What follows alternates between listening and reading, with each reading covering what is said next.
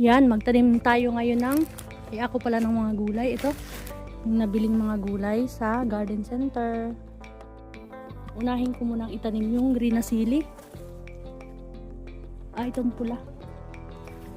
Ito, pulang sili. Alin kaya ang maganda dun sa gilid banda? Ito, green na sili.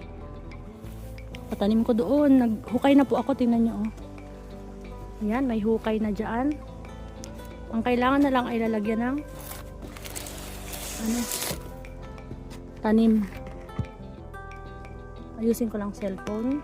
Ayun doon. Sili panlagay sa tinola. Unahin yung kulay. Yung green na sili, maanghang siguro ito. Ito oh. Ito. Para mapakinabangan yung gilid.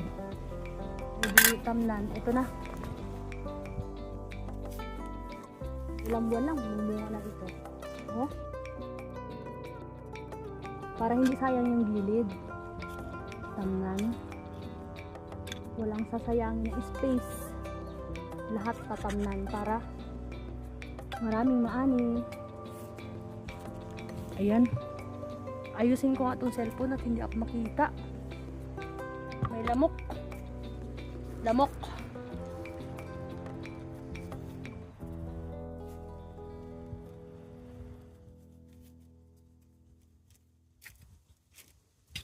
Yan na, naitanim na yung isa. Sunod naman ay kamatis. Ang hirap naman itong cellphone ko. Sira na yung stand. Dito tayo sa may kamatis. Yan o, may butas na din. Ano ba yan? Pasensya na, magalaw-galaw.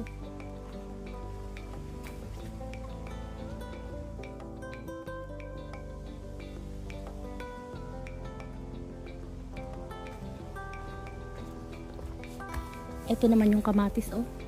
Pero lagyan ko muna yan ng anong tawag dyan? Pataba or compost.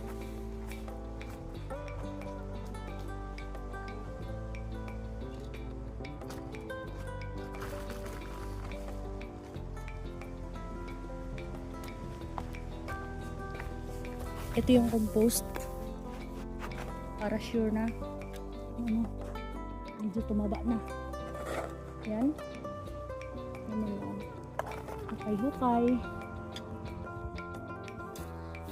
Hindi ko alam kung ano tong klase, kung malaking kamatis ba ito or mini tomato.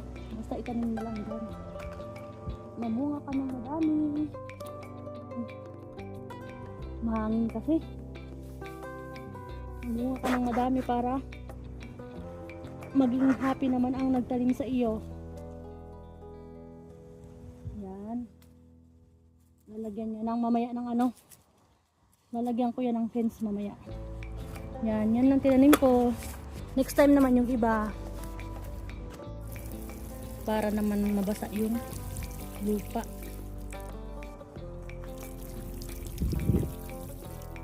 Yan. Okay na yan. Tapos yung kanina yung sili, diligan din. Sili. Ilang buwan lang aantayin ko. Makakaani na ako niyan.